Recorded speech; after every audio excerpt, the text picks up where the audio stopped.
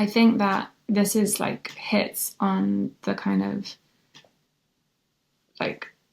absolute point for Westerners of with our experience, and maybe also the human condition as a whole, but like particularly for us, like it's so hard to be intellectually innocent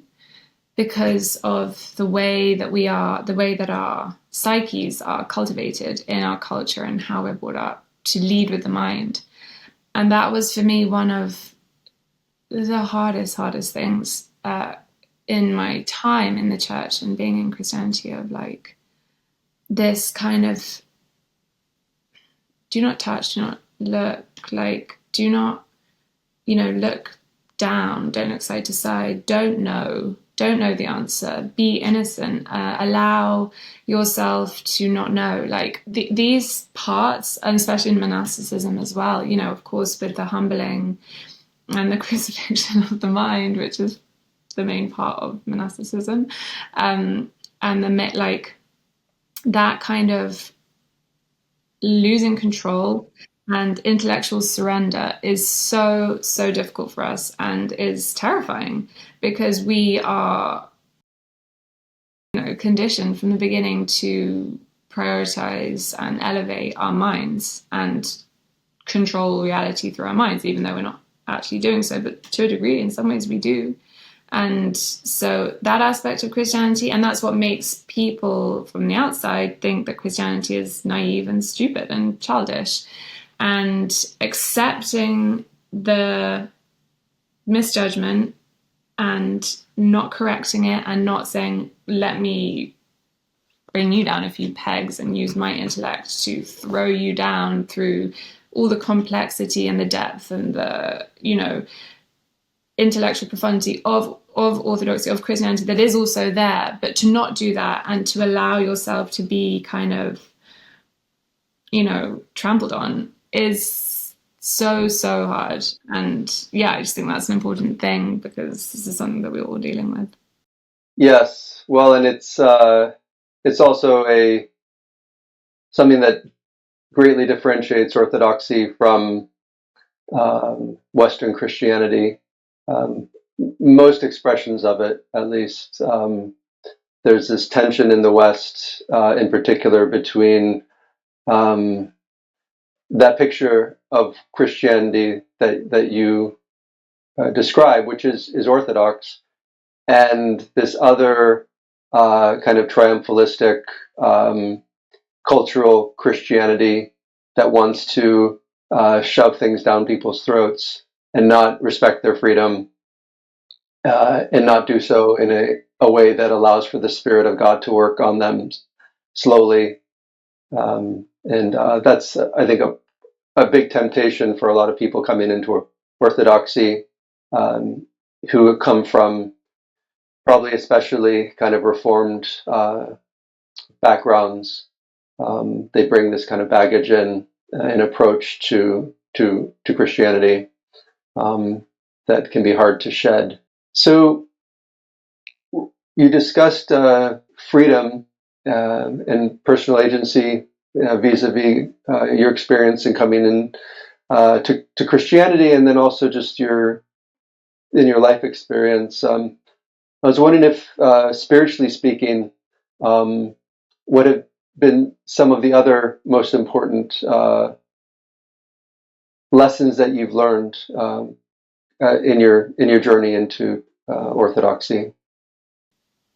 So the main thing, I think what it all comes down to, and where kind of every argument finds its conclusion, is in the person of Christ, in him as a living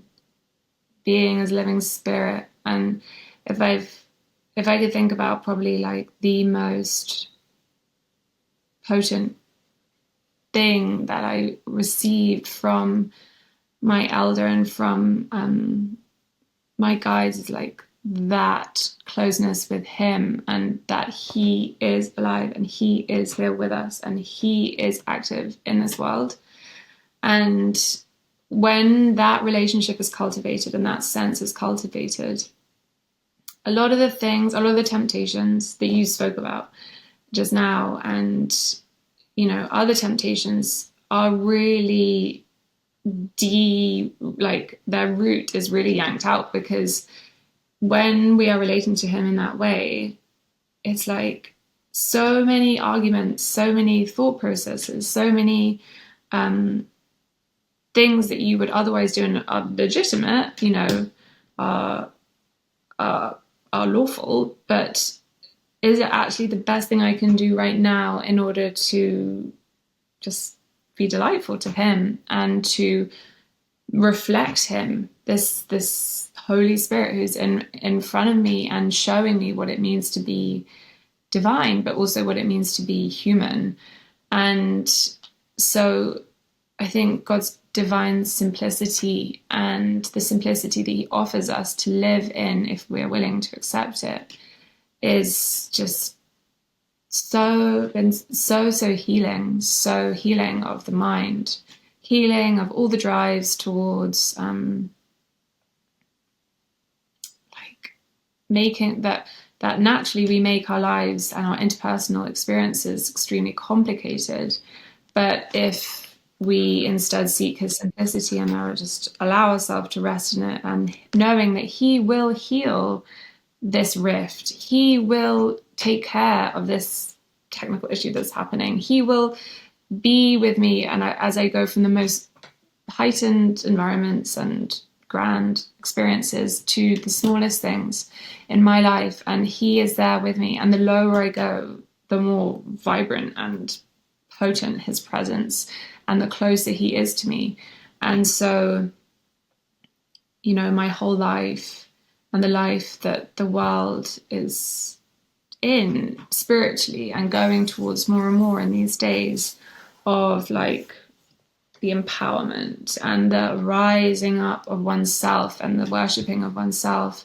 and the elevation of the self, and this idolatry that negates the possibility of being able to have any kind of access to him because he's blocked out because of the pride. Like everything that was in my life in that way was stopping me from receiving his healing, because I was worshipping myself and I considered myself to be divine. And that was the message again and again, both in the spiritual context and in a secular context, although it wasn't about being divine, but it was about being obviously just like,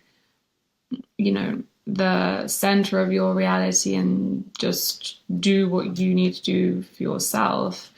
And so sacrificing the self is the hardest thing, obviously, to do, but through Christ being there close and offering his,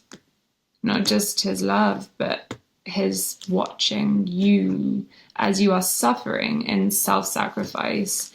and showing you like, I understand, because this is what I also did and it hurts a lot and it's not easy. But if you do it, then you can receive the freedom that I have, and you can have what I have that you don't have, which is divine love, unconditional love. And so those things, the words are bandied about and were in my world, but it was only through humbling the self in front, not just conceptually, because we talk about humility in all these traditions and in the world that I was in, but it's like actually putting it into practice with real people in front of you, where you say, okay, I'm wrong, you're right. Your way of being is better than my way of being. Like, let's do what you think is the right thing to do, not what I think is the right thing to do. Again, it sounds simple, but living that out on a daily basis completely changes your inner reality, changes your mind, changes your heart. But it's so hard to do. So, yeah, him leading one through that process of humbling through his own example is the thing that differentiates it from everything else.